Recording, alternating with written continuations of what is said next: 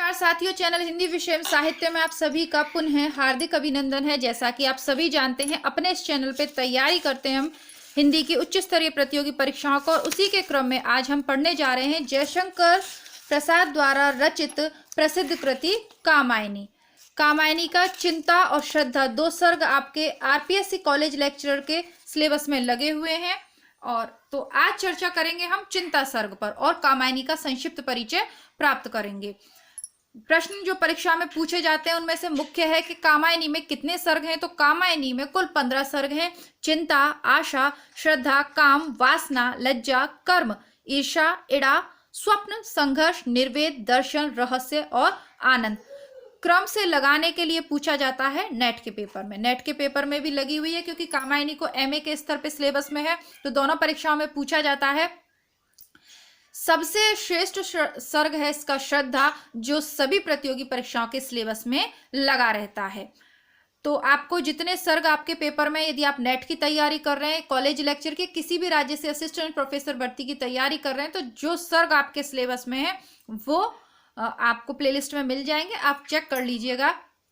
बात करूं RPSC college lecturer की, तो बहुत जल्दी परीक्षा की तिथि घोषित कर दी गई है, और इसलिए बहुत ज्यादा समय व्यर्थ न करते हुए संक्षिप्त परिचय प्राप्त करेंगे कामायनी की कथा के बारे में, और फिर शुरू करेंगे हमारा चिंता सर्ग।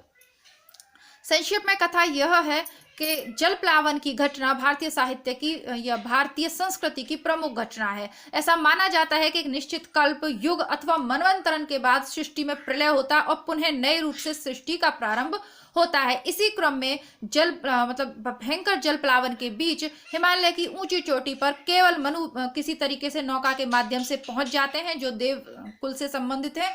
तो वो पहुंच जाते हैं, वो वहां पे बच जाते हैं, बाकी पूरा सब कुछ नष्ट हो जाता है। इसके बाद वहां पर श्रद्धा का आगमन होता है। दोनों में प्रेम, श्रद्धा उसे उद्बोधित करती हैं, उनको कर्म करने के लिए प्रेरित करती हैं, और दोनों के बीच में प्रेम होता है, विवाह होता है। विवाह के बाद श्रद्धा और मनु के पुत्र रत्न की प्राप्ति होती है इन्हें, लेकिन इसी बीच मनु का आकर्षण श्रद्धा के लिए प्रेम कम होता जाता है। इसके बाद मनु को लगता है कि वो श्रद्धा उन पे ध्यान नहीं दे रही, जो भी है, और उसके बाद वो छोड़कर चले जाते हैं उन्हें एक उजड़ सारस्वत प्रदेश की तरफ, और वहां सारस्वत प्रदेश की रानी अर्थात जो लड़की होती है इडा, उसकी तरफ पुनः आकर्षित होते हैं और वहां वह उसके साथ रहने लगते हैं। इधर जब श्रद्धा का पुत्र बड़ा हो जाता है तो श्रद्धा मनु को खोजते खोजते सारस्वत प्रदेश पहुंच जाती है। इडा जो कि बुद्धि का प्रतीक है, श्रद्धा मन का प्रतीक है। तो उसके बाद वो इड़ा को अपने पुत्र को सौंपती है, और आगे जब इड़ा के साथ मनु रहने लगते हैं तो वो वही कार्य, वही गलती जो श्रद्धा के साथ की थी, वही इड़ा के साथ करते हैं। इड़ा पे अपना प्रभुत्व जमाने की कोशिश करते हैं, इड़ा को दबाने की कोशिश करते हैं, लेकिन क्योंकि इड़ा बुद्धि का प्रतीक है तो वो मनु के लिए समर्पित है, मनु को प्रेम भी करती है, लेकिन उसे अपने अस्तित्व का ज्ञान है, तो वो उस गलत को बर्दाश्त नहीं करती और प्रजा विद्रोह कर देती है मनु के गलत कार्यों के प्रति। अब मनु वहां से भी फिर छोड़कर मनु को जाना पड़ता है। पीछे से श्रद्धा उनकी खोज में जाती हैं। श्रद्धा अपने पुत्र को इड़ा को सौंपते हुए मनु की खोज में निकलती हैं, और जब मनु उन्हें मिल जाते हैं तो वो दोनों जो है कैलाश पर्वत की ओर जाते हैं। निर्वेद की स्थिति में कह लीजिए, आनंद की प्राप्ति में, या रहस्य सर्ग है। जीवन के तमाम रहस्यों का उद्घाटन, जीवन की वास्तविकता का उद्घाटन श्रद्धा के माध्यम से प्रसाद जी करते हैं। अंत में वो मनु को जीवन की सही राह दिखाती है। बाद में इड़ा और समस्त प्रजा भी वहां पहुंच जाती है, और अंत में आनंदात्मक इसका अंत हो जाता है। ये रही एक संक्षिप्त कथा, जो कि जाननी जरूरी है कि हम जो सीधा ऐसा नहीं है कि चिंता सर्ग हम शुरू कर दें। जो कथा हम पढ़ने जा रहे हैं उससे संबंधित जानकारी होनी चाहिए, ताकि कोई प्रश्न किसी भी प्रकार से पूछा जाए उसका उत्तर देने में हम सक्षम हो। ऐसा नहीं है कि चिंता से ही कोई दोहा उठाकर आपसे सीधा पूछ लिया जाएगा। और भी प्रश्न कामायनी के संबंध में बनते रहते हैं, उन पर भी चर्चा करेंगे। देखते हैं शुरुआत में क्या लिखा है। ये थोड़ा सा इसके कुछ पेज पुरानी पुस्तक है मेरी, विवाह पूर्व की ही है, तो बस आपके लिए ढूंढ लेती हूँ, क्योंकि जब आपके कमेंट आते हैं कि किताबें पढ़नी है या मिल नहीं रही है, जो भी के पढ़ नहीं पा रहे हैं, तो बस ठीक है। आर्य साहित्य में मानवों के आदि पुरुष मनु का इतिहास वेदों से लेकर पुराणों और इतिहासों में बिखरा हुआ है। श्रद्धा और मनु के सहयोग से मानवता के विकास की कथा को रूपक के आवरण में चाहे पिछले काल में मान लेने का वैसा प्रयत्न हुआ हो जैसा सभी वैदिक इतिहासों के साथ निरुक्त के द्वारा किया गया, किंतु मनवंतर के अर्थात मानवता के नवयुग के प्रवर्तक के रूप में मनु की कथा आर्यों की अनुश्रुतियों में दृढ़ता से पाई जाती है। कौन से? नवयुग के प्रवर्तक माना जाता है किसको? मनु को। तो ये एक संक्षिप्त जानकारी हो गई मनु की। अब श्रद्धा के बारे में क्या लिखा है प्रसाद जी ने, वो भी देखेंगे। ठीक है, उससे पूर्व इस घटना का उल्लेख शतपथ ब्राह्मण के 8वें अध्याय में मिलता है। परीक्षा में पूछा हुआ प्रश्न है तो आप इसे नोट कर लेंगे। कामायनी की कथा जो है इसका उल्लेख कहाँ मिलता है? शतपथ ब्राह्मण के 8वें अध्याय में। उसके बाद है ऋग्वेद में श्रद्धा और मनु दोनों का नाम ऋषियों की तरह मिलता है। श्रद्धा वाले सूक्त में सायण ने श्रद्धा का परिचय देते हुए क्या कहा है? काम गोत्रजा श्रद्धा नामर्षि कहा। श्रद्धा काम गोत्र की बालिका है, इसलिए श्रद्धा नाम के साथ उसे कामायनी भी कहा जाता है। श्रद्धा को कामायनी क्यों कहा जाता है? क्योंकि ये काम गोत्र की वह कन्या है। ठीक है, इसके बाद देखिए श्रद्धा के साथ मनु का मिलन होने के बाद उसी निर्जन प्रदेश में उजड़ी हुई सृष्टि को फिर से आरंभ करने का प्रयत्न हुआ, किंतु असुर पुरोहित के मिल जाने से इन्होंने पशु बलि की। यानी जब भारतीय संस्कृति की विशेषता है कि जब भी कोई शुभ कार्य हम करने जा रहे हैं तो यज्ञ होता है, तो उसी में जब ये यज्ञ करते हैं श्रद्धा और मनु, हम सभी जानते हैं कि सृष्टि का प्रारंभ प्रकृति और पुरुष के मिलन से होता है, तो उससे पहले ये यज्ञ करते हैं। लेकिन जो पुरोहित मिलता है वो कैसा होता है? असुर होता है, इसीलिए वो इनसे पशु बलि दिलवाता है। इस यज्ञ के बाद मनु में जो पूर्व परिचित देव प्रवृत्ति है जाग उठी। उसने इड़ा के संपर्क में आने पर उन्हें श्रद्धा के अतिरिक्त एक दूसरी ओर प्रेरित किया। देवताओं की प्रवृत्ति कैसी है? भोग की, उपभोग की प्रवृत्ति है। तो श्रद्धा उन्हें जितना समझा के, जितना उनकी चिंता से दूर लाती है, लेकिन मनु जैसे ही इड़ा के संपर्क में आते हैं मनु, तो वो इड़ा की तरफ आकर्षित हो जाते हैं। और श्रद्धा ने जो मनु के लिए किया, किस प्रकार उन्होंने उसे जीवन की ओर वापस मोड़ती है श्रद्धा। मनु बिल्कुल आशा छोड़ चुके होते हैं जीवन की, उन्हें वापस जीवन देने का कार्य करती है श्रद्धा, लेकिन मनु श्रद्धा को ही छोड़कर चले जाते हैं इड़ा की तरफ। इड़ा बुद्धि का प्रतीक है। इड़ा के संबंध में तो ये आपने मनु का परिचय प्राप्त कर लिया। श्रद्धा का इड़ा से संबंध में देखिए क्या लिखा है प्रसाद जी ने। इड़ा के संबंध में शतपथ में कहा गया कि उसकी उत्पत्ति या पुष्टि पाक यज्ञ से हुई। जब इड़ा को देखकर मनु ने पूछा तुम कौन हो? इड़ा ने कहा तुम्हारी दुहिता अर्थात पुत्री। मनु ने पूछा मेरी दुहिता कैसे? उसने कहा तुम्हारे घी इत्यादि के हवियों से ही मेरा पोषण हुआ है। तो वो कहते हैं कि मेरी पुत्री तुम कैसे हो सकती? तो उन्होंने कहा कि जो तुमने यज्ञ में हवन सामग्री डाली है, अर्पित हुई है, उसी से मेरा जन्म हुआ है, तो मैं तुम्हारी पुत्री हुई। किंतु इसके बावजूद भी इड़ा के लिए मनु को अत्यधिक आकर्षण हुआ और श्रद्धा से वे कुछ खिंचे। तो अब कथा आपको समझ में आ गई होगी। अन्य परीक्षा उपयोगी पंक्तियां देखते हैं। इड़ा देवताओं की स्वसा थी, मनुष्यों को चेतना प्रदान करने वाली थी, यानी बुद्धि का प्रतीक है, इसलिए यज्ञों में इड़ा कर्म होता है। यह इड़ा का बुद्धिवाद श्रद्धा और मनु के बीच व्यवधान बनाने में सहायक होता है। फिर बुद्धिवाद के विकास में अधिक सुख की खोज में दुख मिलना स्वाभाविक है। यहाँ थोड़ा सा दर्शन की चीजें हैं, लेकिन यहाँ से प्रश्न पूछा जाता है, पूछा गया है। ठीक है, इसलिए मैं पढ़ के सुनाती हूँ आपको ये अंतिम पंक्तियां। बुद्धिवाद के विकास में अधिक सुख की खोज में दुख मिलना स्वाभाविक है। यह आख्यान इतना प्राचीन है कि इतिहास में रूपक का भी अद्भुत मिश्रण हो गया है। इसलिए मनु, श्रद्धा और इड़ा, ये प्रसिद्ध पंक्तियां हैं जो पूछी गई हैं परीक्षा में। हाईलाइट कर लीजिएगा, अंडरलाइन कर लीजिएगा या नोट कर लीजिएगा। इसलिए प्रसाद जी ने कामायनी के विषय में स्वयं अपने मुख से कहा है कि मनु, श्रद्धा और इड़ा इत्यादि अपना ऐतिहासिक अस्तित्व रखते हुए भी यदि सांकेतिक अर्थ की भी अभिव्यक्ति करें तो मुझे कोई आपत्ति नहीं है। मनु अर्थात मन के दोनों पक्ष, हृदय और मस्तिष्क का संबंध क्रमशः श्रद्धा और इड़ा से भी सरलता से लग जाता है। इन्हीं सब के आधार पर कामायनी की कथा सृष्टि हुई है। हाँ, कामायनी की कथा श्रृंखला मिलाने के लिए कहीं कहीं थोड़ी बहुत कल्पना से भी काम ले आने का अधिकार मैं नहीं छोड़ चुका हूँ। थोड़ी बहुत कल्पना का सहारा भी प्रसाद जी ने लिया है, लेकिन जो मुख्य कथा है वह पौराणिक कथा है जो शतपथ ब्राह्मण के 8वें अध्याय से प्रारंभ होती है। तो अब चर्चा करेंगे हमारे चिंता सर्ग के विषय में। अब जैसा कि मैंने बताया कि मनु अकेले बैठे हुए हैं प्रलय के बाद, तो उसी का वर्णन यहाँ प्रसाद जी ने किया है।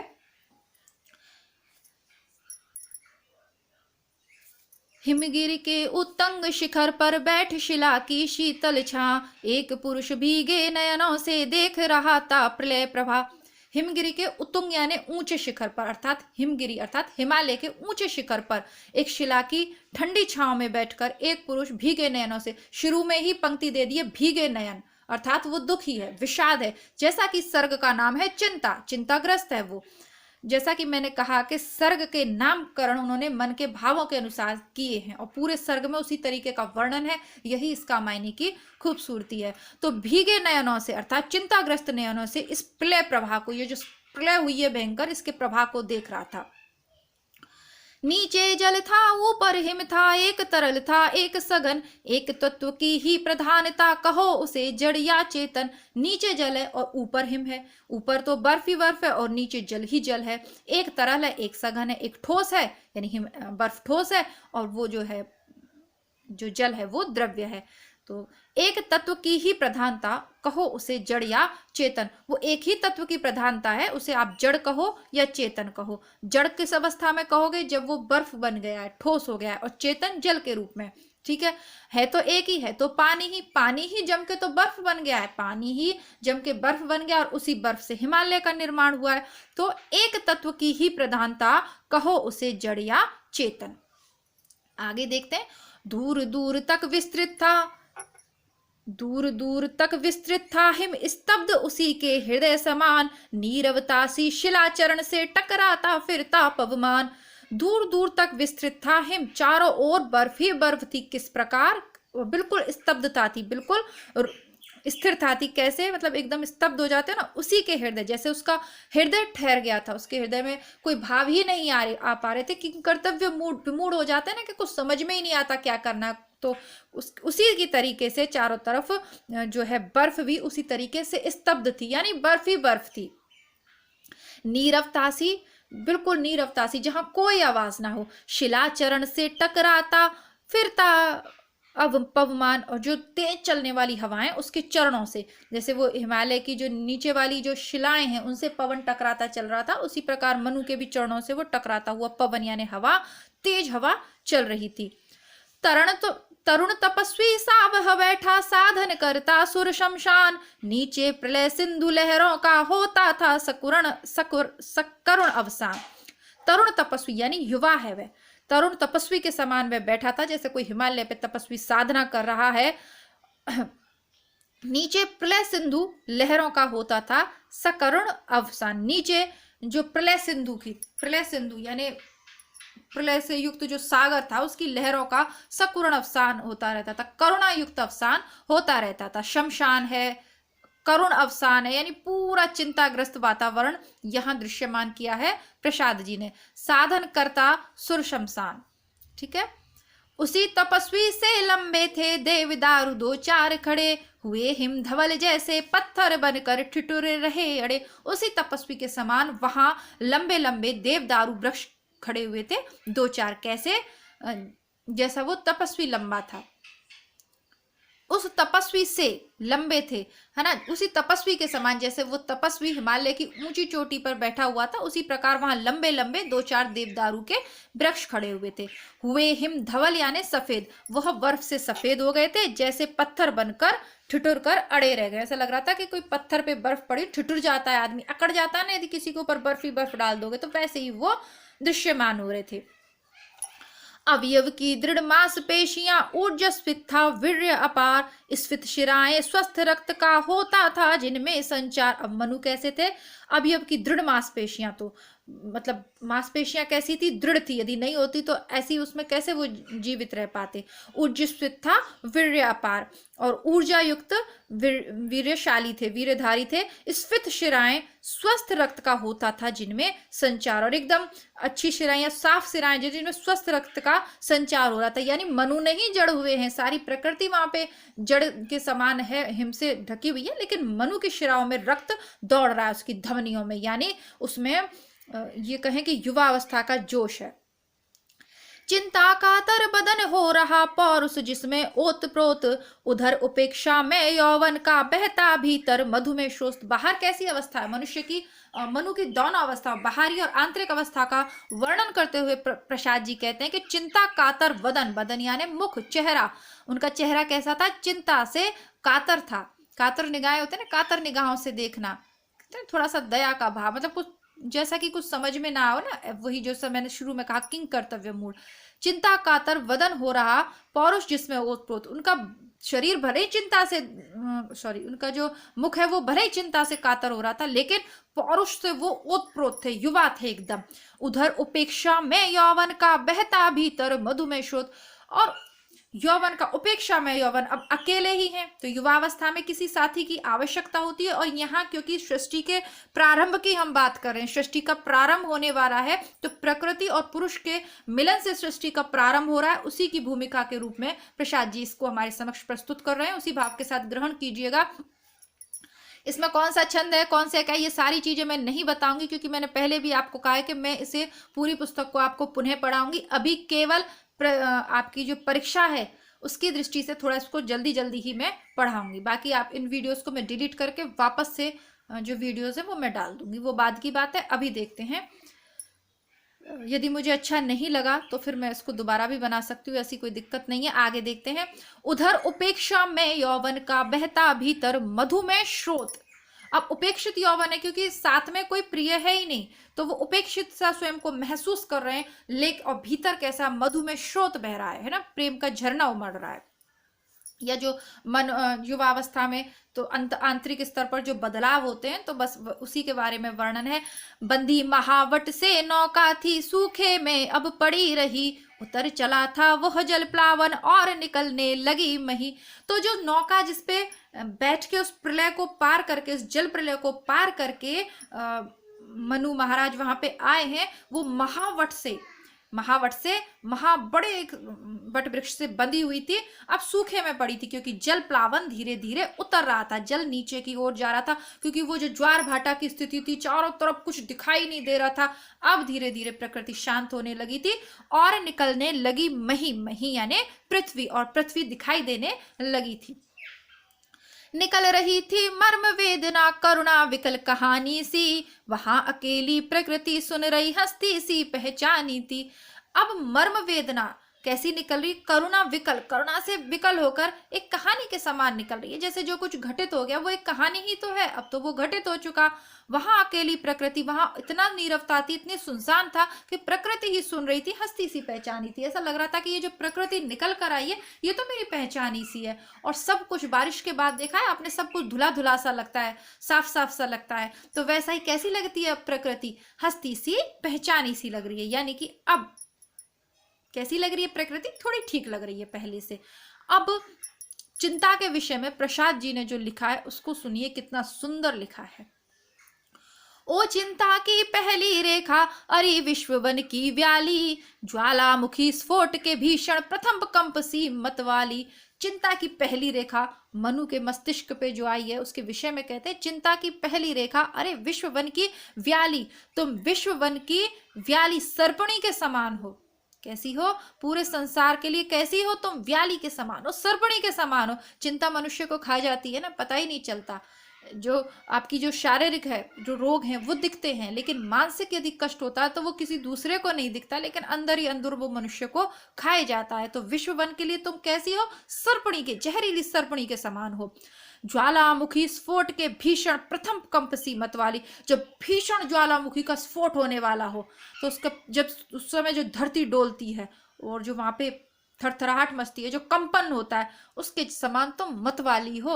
यानी वो ये जो भयंकर, ये जो जहरीली सर्पणी है या ये ज्वालामुखी, ये प्रलय करने से पहले देखते थोड़ी ना है कि किसका क्या बिगड़ रहा है, बस सब कुछ हरण कर लेते हैं, सब कुछ नाश कर देते हैं। उसी के समान क्या है, चिंता। चिंता हमारे पूरे व्यक्तित्व का नाश कर देती है, खुशियों का तो वो नाश करती ही करती है, लेकिन मनुष्य को भी वो गहरे अंधकार की ओर ले जाती है। आगे कहते हैं, प्रसाद जी और चिंता को क्या कहते हैं?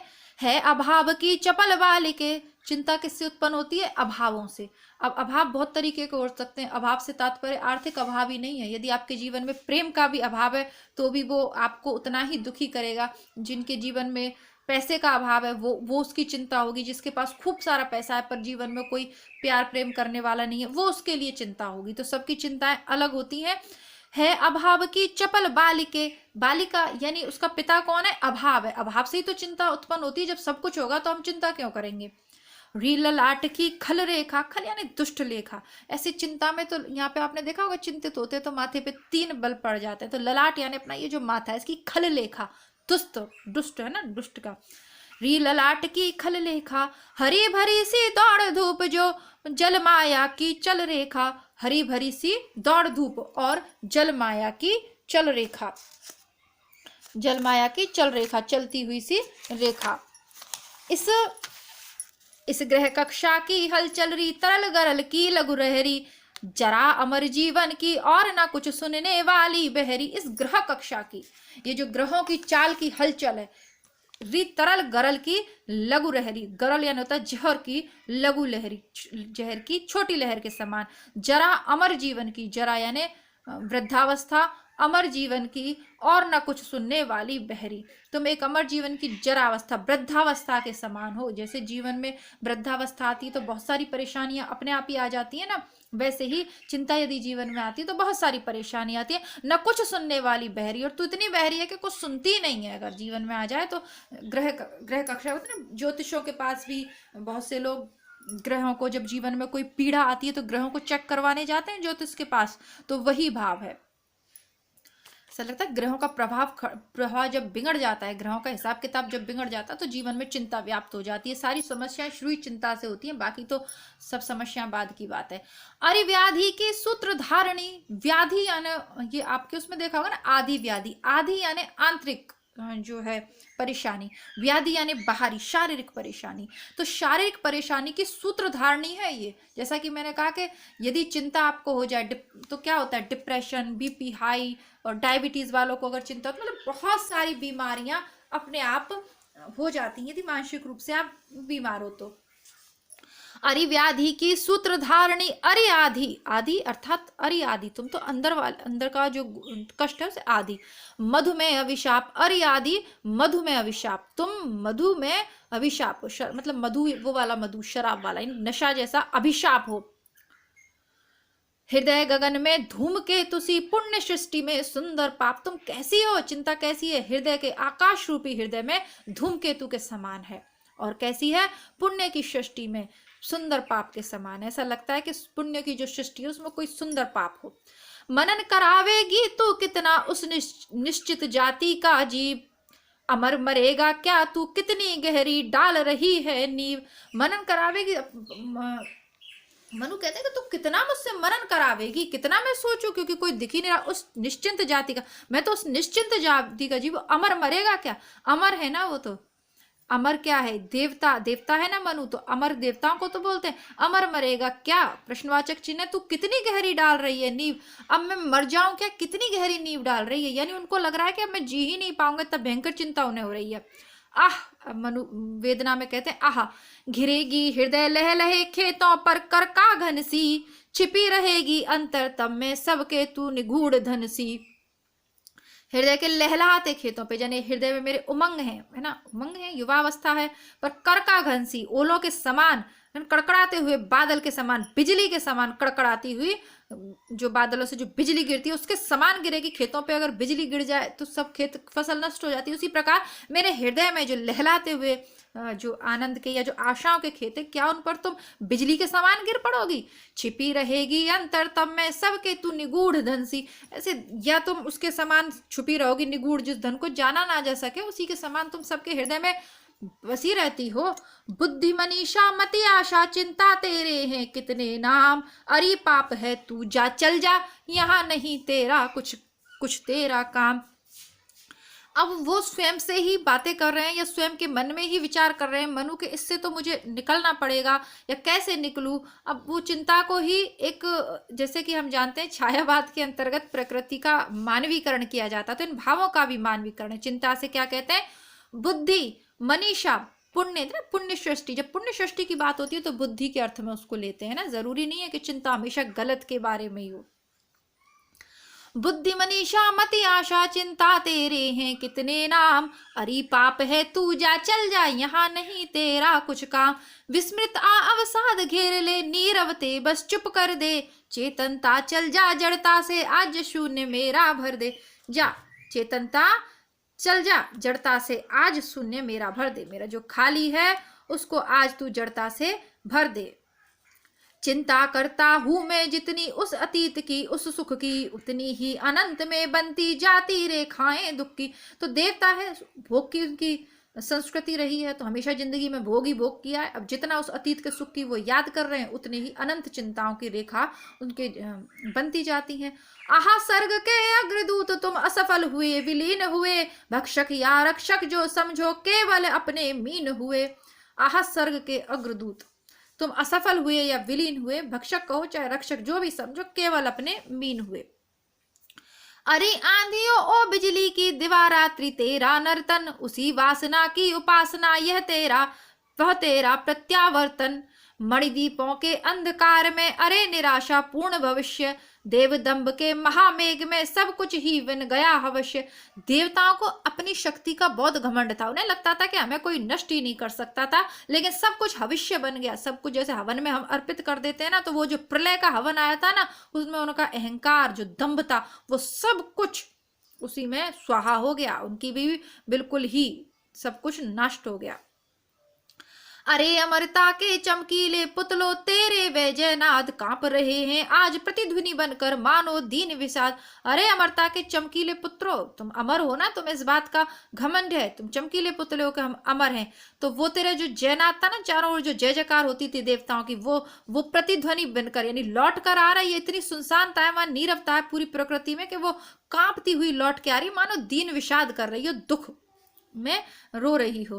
प्रकृति रही दुर्जय पराजित हम सब थे भूले मद में, प्रकृति हमेशा दुर्जय रही है, प्रकृति को कोई जीत नहीं पाया। पराजित हम सब हुए थे भूले मद में, भोले थे हाँ तिरते केवल सब विलासता के नद में। हम भोले थे, मूर्ख थे, केवल किसमें ही आनंद ले रहे थे, विलासता के मद में।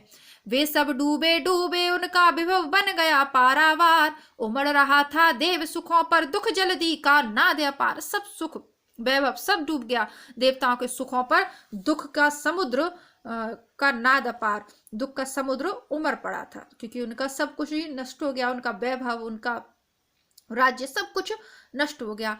वह उन्मत्त विलास हुआ क्या स्वप्न रहा था छलना थी, वह उन्मत्त विलास हुआ क्या स्वप्न रहा या छलना थी, देव सृष्टि की सुख विभावरी ताराओं की कलना थी। अब उसको याद करते रहते कि वो उन्मत्त विलास कभी हुआ था क्या 24 घंटे, मतलब देवताओं की तो पूजा करते ही रहते हैं लोग, और अप्सरा और मद्यपान और सब जो दृश्य आपने टीवी में देखा होगा उसको थोड़ा सा अपने जहन में लाइए। वो स्वप्न था या छलना था, उनको समझ में नहीं आ रहा कि ऐसा हुआ था भी क्या, क्योंकि चारों ओर कुछ दिखाई नहीं दे रहा दूर दूर तक। देव सृष्टि की सुख विभावरी, देव सृष्टि की जो सुख भरी रात्र थी ताराओं की कलना थी, वो सुख की विभावरी रात थी, वो ताराओं की कलना थी। मतलब समझ में ही नहीं आ रहा कि वो ऐसी सुख की रात्रि कभी आई भी थी या मात्र सब कुछ छलना ही था या केवल चमकीले तारों का ही प्रकाश था। चलते थे सुरभित अंचल से जीवन के मधुमेह निश्वास, कैसे सुरभित अंचल से जीवन के मधुमेह निश्वास, कोलाहल में मुखरित होता देवी जाति का सुख विश्वास। इसमें समझाने जैसा कुछ नहीं है, सरल है। सुख केवल सुख का वह संग्रह केंद्रीभूत हुआ इतना, छायापत में नव तुषार का सघन मिलन होता जितना। सब कुछ थे स्वायत्त विश्व के बल वैभव आनंद अपार, उद्वेलित लहरों सा होता उस समृद्धि का सुख संचार। कीर्ति दीप्ति शोभा थी नचती अरुण किरण सी चारों ओर, सप्त सिंधु के तरल कणों में द्रुमदल में आनंद विभोर। कीर्ति दीप्ति शोभा चारों ओर लाल किरणों के समान नाचती रहती थी, सप्त सिंधु के कणों में द्रुमदल में आनंद विभोर होकर खोती रहती थी। शक्ति रही हाँ शक्ति अब मनु कहते हैं, पुराने समय को याद करते हुए कहते हैं, शक्ति रही हाँ शक्ति, प्रकृति थी पद तल में विनम्र विशाल। हमारे पैरों के नीचे प्रकृति शांत होकर रहती थी, कपती धरणी उन चरणों से होकर प्रतिदिन ही आक्रांत। और हमारा रुतबा वो था कि हमारे चरणों से धरती भी डोलती थी। स्वयं हम थे हम सब तो फिर क्यों ना विशृंखल होती सृष्टि, अरे अचानक हुई इसी से कड़ी आपदाओं की वृष्टि। स्वयं देव थे हम सब तो फिर क्यों नहीं होती ये सृष्टि हमारे विपरीत, और अचानक से इसी प्रकार कड़ी आपदाओं की हम पे इसी कारण वृष्टि हो गई, क्योंकि हम भोग ही भोग करे जा रहे थे। गया सभी कुछ गया मधुर, तम सुरबालाओं का श्रृंगार, उषा ज्योत्सना सा यौवन स्मित मधुप सदृश्य निश्चिंत विहार। सब कुछ चला गया, मधुर तम सुरबालाओं का श्रृंगार, और सुबह की ज्योति के समान उनका यौवन था, मुस्कुराता हुआ जैसे मधुप सदृश्य निश्चिंत विहार। मधुप जैसे भौरा फूल के रस का पान करता है ना, उसी प्रकार मधुप के समान, भौरे के समान निश्चिंत होकर हम विहार करते थे। मैंने कहा ना, केवल भोगी भोग की उनकी है।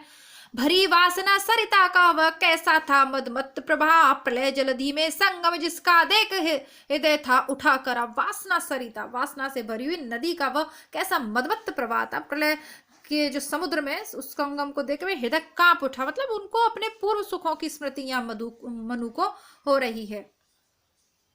अब आगे देखिए, चिर किशोर वे नित्य विलासी सुरभित जिससे रहा दिगंत, आज तिरोहित हुआ कहाँ वह मधु से पूर्ण अनंत वसंत। चिर किशोर वे कैसे थे, हमेशा वो जवान ही रहते थे देवता, है ना, युवावस्था थे, नित्य विलासी थे, रोज विलास करने वाले थे, सुरभित जिससे रहा दिगंत, चारों दिशाएं उससे सुगंधित रहती थी। आज तिरोहित हुआ कहाँ, आज वो कहाँ चला गया, मधु से पूर्ण अनंत वसंत। ऐसा वसंत जो उनका, वसंत का मौसम कभी समाप्त ही नहीं होता था, हमेशा मधु से रस से पूर्ण वसंत उनके जीवन में छाया रहता था। कुसुमित कुंजों में वे पुलकित प्रेमालिंगन हुए विलीन, मौन हुई है मूर्छित ताने और ना सुन पड़ती अब बीन। कुसुमित कुंजों में, पुष्पित के कुंजों में वे पुलकित प्रेमालिंगन, मतलब वही सब आप समझते हैं, उस उनके जो क्या है वो भोग करते हैं, उसी का वर्णन है इसमें। अब न कपोलों पर छाया सी पड़ती मुख की सुरभित भाप। अब श्वासों की जो मिलन की